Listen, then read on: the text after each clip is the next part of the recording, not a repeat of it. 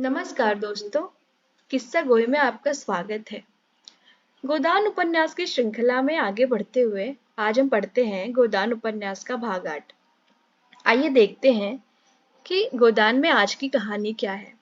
आइए शुरू करते हैं।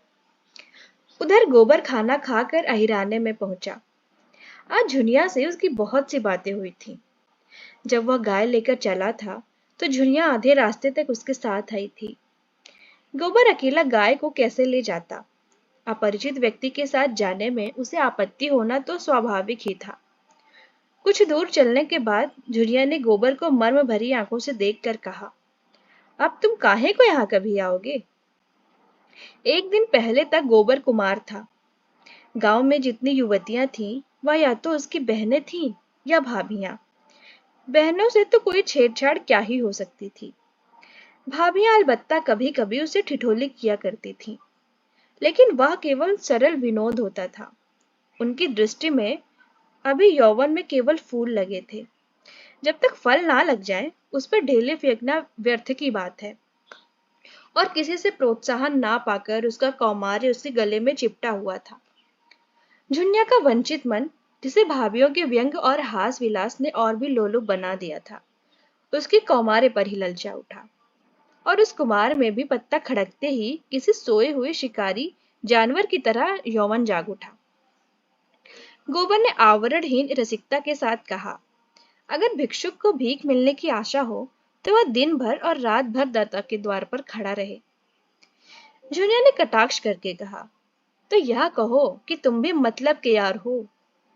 गोबर के धमनियों का रक्त प्रबल हो उठा। बोला, भूखा आदमी अगर हाथ फैलाए तो उसे क्षमा कर देना चाहिए।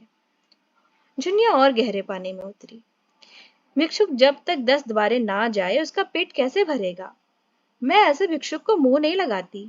ऐसे तो गली गली मिलते हैं। फिर भिक्षुक देता क्या है? असीस? असीस से तो किसी का पेट नहीं भरता। मंद बुद्धि गोबर झुनिया का आशय ना समझ सका। झुनिया छोटी सी थी, तभी से ग्राहकों के घर दूध लेकर जाया करती थी। ससुराल में भी उसे ग्राहकों के घर दूध पहुंचाना पड़ता था। आजकल भी दही बेचने का भार उसी पर था। उसका तरह तरह के मनुष्यों से साबिका पड़ चुका था। 2-4 रुपए उसके हाथ लग जाते थे घड़ी भर के मनोरंजन के लिए। मगर यह आनंद जैसे मंगनी की चीज हो। उसमें टिकाव ना था, समर्पण ना था, अधिकार ना था। वह ऐसा प्रेम चाहती थी जिसके लिए वह जिए और मरे, जिस पर अपने को समर्पित कर दे। वह केवल जुगनू की चमक नहीं, दीपक का स्थायी प्रकाश चाहती थी। वह गृहस्थ की बालिका थी, जिसकी गृहिणी तत्व को रसिकों की लगावट बाजियां कुचल नहीं पाई थी। गोबर ने कामना से उद्दीप्त मुख से कहा, भिक्षुक को अगर एक ही द्वार पर भरपेट मिल जाए तो वह द्वार द्वार क्यों घूमे? जुनिया ने सदैव भाव से उसकी ओर ताका। कितना भोला है, कुछ समझता ही नहीं। भिक्षुक को एक द्वार पर भरपेट कहाँ मिलता है? उसे तो चुटकी ही मिलेगी। सरबस तो तभी पाओगे जब अपना सरबस दोगे। मेरे पास क्या है झुनिया? तुम्हारे पास कुछ नहीं है। मैं तो समझती हूँ कि मेरे लिए तुम्हारे पास जो कुछ है वो बड़े बड़े लखपतियों के पास नहीं है। तुम मुझसे भीख ना मांगकर मुझे मोल ले सकते हो। गोबर ने उसे चकित नेत्रों से देखने लगा। जुनिया ने फिर कहा, और जानते हो दाम क्या देना होगा? मेरा होकर रहना होगा, और किसी के सामने हाथ फैलाए देखूंगी तो घर से निकाल दूंगी। गोबर को जैसे अंधेरे में टटोलते हुए कोई इच्छित वस्तु मिल गई। एक विचित्र भय मिश्रित आनंद से उसका रोम रोम पुलकित हो उठा। लेकिन यह कैसे होगा? झुनिया को रख ले तो रखेली को लेकर घर में रहेगा कैसे? बिरादरी का झंझट जो है, सारा गांव कांव कांव करने लगेगा, सभी दुश्मन हो जाएंगे। अम्मा तो उसे घर में घुसने भी ना देंगी। लेकिन जब स्त्री होकर यह नहीं डरती तो पुरुष होकर वह क्यों डरे? बहुत होगा लोग उससे अलग कर देंगे, वह अलग ही रहेगा। झुनिया जैसी औरत गांव में दूसरी कौन है? कितनी समझदारी की बात करती है। क्या जानती नहीं कि मैं उसके जोग नहीं हूँ? फिर भी मुझसे प्रेम करती है, मेरी होने को राजी है। गांव वाले निकाल देंगे तो क्या संसार में दूसरा गांव ही नहीं है? और गांव क्यों छोड़े? माता दीन ने चमारिन बैठा ली तो किसी ने क्या कर लिया? दाता दीन दांत कटकट कर रह गए। माता दीन ने इतना जरूर किया कि अपना धर्म बचा लिया। अब भी स्नान पूजा किए बिना मुंह में पानी नहीं डालते। दोनों जून अपना भोजन अपने आप पकाते हैं। अब तो अलग भोजन भी नहीं पकाते। दाता दीन और वह साथ बैठकर खाते हैं। जिगुरु सिंह ने बहमनी रख ली। उनका किसी ने क्या कर लिया? उनका जितना आदर मान तब था उतना ही आज भी है, बल्कि और बढ़ गया। पहले नौकरी खोजते फिरते थे, अब उसके रुपए से महाजन बन बैठे। ठकुराई का रोग तो था ही, महाजनी का भी रोग जम गया। मगर फिर ख्याल आया, कहीं झुनिया दिल लगी ना कर रही हो। पहले इसकी ओर से निश्चिंत हो जाना आवश्यक था। उसने पूछा, मन से कहती हो झूना कि खाली लालच दे रही हो? मैं तो तुम्हारा हो चुका, लेकिन तुम भी हो जाओगी ना? तुम मेरे हो चुके कैसे जानूं? तुम जान भी चाहो तो दे दो। जान देने का अर्थ भी समझते हो? तुम समझा दो ना। जान देने का अर्थ है साथ रहकर निभाह करना, एक बार हाथ पकड़कर उम्र भर निभाह करते जाना। चाहे दुनिया कुछ कहे, चाहे माँ बाप भाई बंद घर द्वार सब कुछ छोड़ना पड़े। मुंह से जान देने वालों को बहुतों देख चुकी। भौरों की बात ही फूल का रस लेकर उड़ जाते हैं। तुम भी वैसे ही ना उड़ जाओगे ना? गोबर के हाथ में एक गाय में गोबर के एक हाथ में गाय की पगहिया थी, दूसरे हाथ से उसने झुनिया का हाथ पकड़ लिया, जैसे बिजली के तार पर हाथ गया हो। सारी देह यौवन के पहले स्पर्श से कांप उठी। कितनी मुलायम गुदगुदी कोमल कलाई थी। झुनिया ने उसका हाथ हटाया नहीं, मानो इस स्पर्श का उसके लिए कोई महत्व ही ना हो। फिर एक क्षण के बाद गंभीर भाव से बोली, आज तुमने मेरा हाथ पकड़ा है, याद रखना। खूब याद रखूंगा और मरते दम तक निभाऊंगा। झुनिया अविश्वास भरी मुस्कान से बोली, इसी तरह तो सब कहते हैं गोबर, बल्कि इससे भी मीठे चिकने शब्दों में। अगर मन में कपट हो तो मुझे बता देना, सचेत हो जाऊं। ऐसे को मन नहीं देती, उनसे तो खाली हंस बोल लेने का नाता रखती हूँ। बरसों से दूध लेकर बाजार जाती हूँ। एक से एक बाबू महाजन ठाकुर वकील अमले अफसर अपना रसियापन दिखाकर मुझे फंसा लेना चाहता है। कोई छाती पर हाथ रखकर कहता है, झुनिया तरसा मत। कोई मुझे रसीली नसीली चितवन से घूरता है, मानो मारे प्रेम के बेहोश हो गया है। कोई रुपए दिखाता है, कोई गहने, सब मेरी गुलामी करने को तैयार है उम्र भर, बल्कि उस जन्म में भी। लेकिन मैं उन सबों की नस पहचानती हूँ, सब के सब भौरे रस लेकर उड़ जाने वाले। मैं भी उन्हें ललचाती हूँ, तिरछी नजरों से देखती हूँ, मुस्कुराती हूँ। वह मुझे गधी बनाते हैं, मैं उन्हें उल्लू बनाती हूँ। मैं मर जाऊं तो उनकी आंखों में आंसू ना आएगा, वह मर जाए तो मैं कहूंगी अच्छा हुआ निगोड़ा मर गया। मैं तो जिसकी हो जाऊंगी उसके जन्म भर के लिए हो जाऊंगी। सुख में दुख में संपत में विपत में उसके साथ रहूंगी। हर जाई नहीं हूं कि सबसे हंसती बोलती फिरूं। न रुपए की भूखी हूं न गहने कपड़े की। बस भले आदमी का संग चाहती हूँ, जो मुझे अपना समझे और मैं भी जिसे अपना समझूं। एक पंडित जी बहुत तिलक मुद्रा लगाते हैं, आधा सेर दूध लेते हैं। एक दिन उनकी घरवाली कहीं न्योते में गई थी, मुझे क्या मालूम, और दिनों की तरह दूध लिए भीतर चली गई मैं। वहां पुकारती हूँ, बहू जी, कोई बोलता ही नहीं। इतने में देखती हूँ तो पंडित जी बाहर की किवाड़ बंद किए चले आ रहे हैं।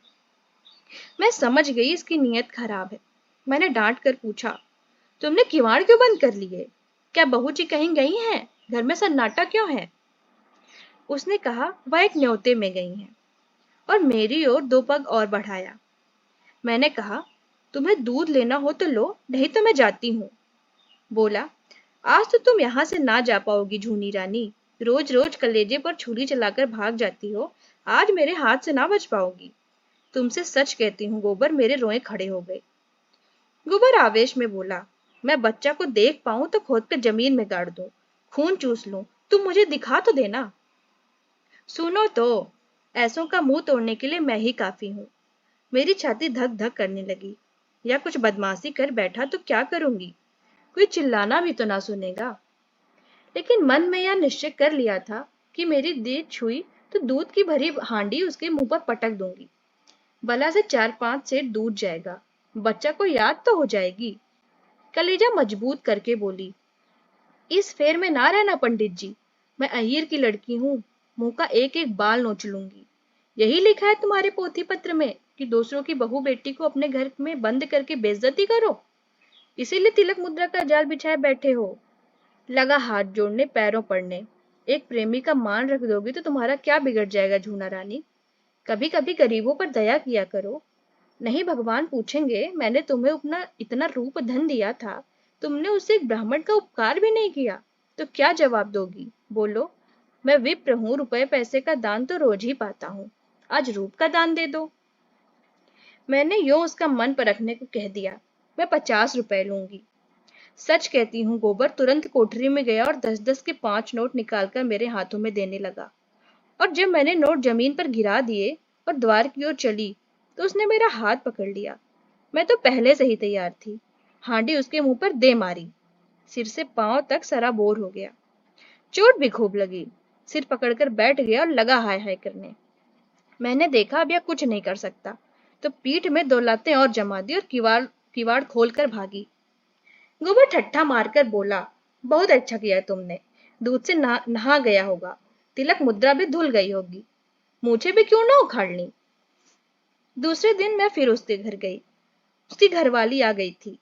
अपने बैठक में सिर में पट्टी बांधे पड़ा था। मैंने कहा, कहो तो कल की तुम्हारी करतूत खोल दूं पंडित। लगा हाथ जोड़ने। मैंने कहा, अच्छा थूक कर चाटो तो छोड़ दूं। सिर जमीन पर रगड़ कर कहने लगा, अब मेरी इज्जत तुम्हारे हाथ है झूना, यही समझ लो कि पंडिताइन मुझे जीता जी ना छोड़ेंगी। मुझे भी उस पर दया आ गई। गोबर को उसकी दया बुरी लगी। यह तुमने क्यों किया? उसकी औरत से जाकर क्यों कह नहीं दिया, जूती से पीटती? ऐसे पाखंडियों पर दया ना करनी चाहिए। तुम मुझे कल बस उसकी सूरत दिखा दो, फिर देखना कैसी मरम्मत करता हूँ।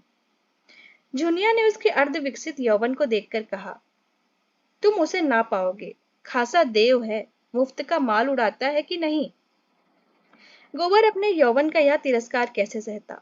डींग मारकर बोला, मोटे होने से क्या होता है, यहाँ फौलाद की हड्डियां हैं। 300 डंड रोज मारता हूँ, दूध घी नहीं मिलता, नहीं अब तक सीना यो निकल आया होता। क्या कहकर उसने छाती फैलाकर दिखाई। जुनिया ने आश्वस्त आंखों से देखा। अच्छा कभी दिखा दूंगी, लेकिन वहां तो सभी एक से हैं, तुम किस किस की मरम्मत करोगे। ना जाने मर्दों की क्या आदत है कि जहां कोई जवान सुंदर औरत देखी तो बस लगे घूरने छाती पीटने। और ये जो बड़े आदमी कहलाते हैं ये तो नीरे लंपट होते हैं। फिर मैं तो कोई सुंदरी नहीं हूँ। गोबर ने आपत्ति की, तुम्हें देखकर तो यही जी चाहता है कि कलेजे में बिठा ले। जुनिया ने उसकी पीठ में हल्का से घूंसा जमाया। लगी औरों की तरह तुम भी चापलूसी करने। मैं जैसी कुछ हूं वह मैं जानती हूँ, मगर लोगों को तो जवान मिल जाए बस, घड़ी भर मैन बहलाने को और क्या चाहिए। गुण तो आदमी उसमें देखता है जिसके साथ जन्म भर निबाह करना हो। सुनती भी हूँ और देखती भी हूँ। आजकल बड़े घरों की विचित्र लीला है। जिस मोहल्ले में मेरी ससुराल है उसे में गपड़ू नाम के कश्मीरी रहते थे। बड़े भारी आदमी थे। उनके यहाँ 5 से दूध लगता था। उनकी 3 लड़कियां थीं। कोई 20-20, 25-25 की होंगी। एक से एक सुंदर। तीनों बड़े कॉलेज में पढ़ने जाती थीं। एक साइड कॉलेज में पढ़ाती भी थी। 300 का महीना पाती थी। सितार वह बजावे, हारमोनिया वह बजावे, नाचे वह गावे वह, लेकिन ब्याह कोई ना करती थी। राम जाने वह किसी मर्द को पसंद नहीं करती थी कि मर्द उन्हीं को नहीं पसंद करता था। एक बार मैंने बड़ी बीबी से पूछा तो हंसकर बोली, हम लोग यह रोग नहीं पालते। मगर भीतर ही भीतर खूब उछल उड़ाती थी। जब देखूं 2-4 लौंडे उनको घेरे हुए हैं। जो सबसे बड़ी थी वह तो कोट पतलून पहनकर घोड़े पर सवार होकर मर्दों के साथ सैर करने जाती थी। सारे शहर में उनकी लीला मशहूर थी। गपड़ू बाबू सिर नीचा किए जैसे मुंह में कालिक सी लगाए रहते थे। लड़कियों को डांटते थे, समझाते थे, पर सबकी सब खुल्लम खुल्ला कहती थी, तुमको हमारे बीच में बोलने का कुछ मजाल नहीं है। हम अपने मन की रानी है, जो हमारी इच्छा होगी वह करेंगे। बेचारे बाप जवान जवान लड़कियों से क्या बोलते। मारने बांधने से रहा, डांटने डांटने डपटने से रहा, लेकिन भाई बड़े आदमियों की बात कौन चलावे। वह जो कुछ करें सब ठीक है। उन्हें तो बिरादरी और पंचायत का भी डर नहीं। मेरी समझ में तो यह नहीं आता कि किसी का रोज रोज मन कैसे बदल जाता है। क्या आदमी गाय बकरी से भी गया बीता हो गया है? लेकिन किसी को बुरा नहीं कहती भाई। मन को जैसा बनाओ बन जाता है। ऐसों का भी देखती हूँ। कि जिन्हें रोज रोज की दाल रोटी के बाद कभी कभी मुंह का स्वाद बदलने के लिए हलवा पूरी भी चाहिए। और ऐसों को भी देखती हूँ जिन्हें घर की दाल रोटी देखकर ज्वर आता है। कुछ बेचारियां ऐसी भी हैं जो अपनी दाल रोटी में मगन रहती हैं। हलवा पूरी से उन्हें कोई मतलब नहीं। मेरी दोनों भावजों को ही देखो। हमारे भाई काने कुबड़े नहीं हैं। 10 जवानों में एक जवान है। लेकिन भावजों को नहीं भाते। उन्हें तो वह चाहिए जो सोने की बालियां बनवाए, महीन साड़ियां लाए, रोज चाट खिलाए। बालियां और मिठाइयां मुझे भी कम अच्छी नहीं लगती। लेकिन जो यह कहो कि इसके लिए अपनी लाज बेचती फिरूं, तो भगवान इससे बचाए। एक के साथ मोटा मोटा झोटा खाकर पहनकर उम्र काट देना, बस अपना तो यही एक राग है। बहुत करके तो मर्द ही औरत को बिगाड़ते हैं। जब मर्द इधर उधर ताक झांक करेगा तो औरत भी आंख लड़ाएगी ही ना। मर्द दूसरी औरतों के पीछे भागेगा तो औरत भी जरूर मर्दों के पीछे भागेगी। मर्द का हरजाईपन भी औरतों को उतना ही बुरा लगता है जितना औरत का मर्द को। यही समझ लो। मैंने तो अपने आदमी से साफ साफ कह दिया था, अगर तुम इधर उधर लपके तो मेरी भी जो इच्छा होगी मैं वह करूंगी। यह चाहो कि तुम अपने मन की करो और औरत को मार के डर से अपने काबू में रखो, तो यह ना होगा। तुम खुले खजाने करते रहो, वह छिपकर करेगी। तुम उसे जलाकर सुखी नहीं रह सकते। गोबर के लिए यह एक नई दुनिया की बातें थी। तन्मय होकर सुन रहा था। कभी कभी तो आप ही आप उसके पांव रुक जाते, फिर सचेत होकर चलने लगता। जुनिया ने पहले अपने रूप से मोहित किया था। आज उसने अपने ज्ञान और अनुभव से भरी बातें और अपने सतीत्व के बखान से मुग्ध कर लिया। ऐसी रूप गुण ज्ञान की आगरी उसे मिल जाए तो धन्य भाग। फिर वह क्यों पंचायत और बिरादरी से डरे। जुनिया ने जब देख लिया कि उसका रंग गहरा जम गया तो छाती पर हाथ रखकर जीभ दांत से काटती हुई बोली, अरे या तो तुम्हारा गांव आ गया। तुम भी बड़े मुरहे हो। मुझसे कहा भी नहीं कि लौट जाओ। यह कहकर वह लौट पड़ी। गोबर ने आग्रह करके कहा, एक क्षण के लिए मेरे घर क्यों नहीं चलती। अम्मा भी तो देख लें। जुनिया ने लज्जा से आंखें चुरा कर कहा, तुम्हारे घर यूं ना आऊंगी। मुझे तो यही अचरज होता है कि मैं इतनी दूर कैसे आ गई। अच्छा बताओ, अब कब आओगे। रात को मेरे द्वार पर अच्छी संगत होगी, चले आना, मैं पिछवाड़े में मिलूंगी। और जो ना मिली तो लौट जाना। तो फिर मैं फिर ना आऊंगा। आना पड़ेगा, कह देती हूँ। तुम भी वचन दो कि मिलोगी। मैं वचन नहीं देती तो मैं भी नहीं आता, मेरी बला से।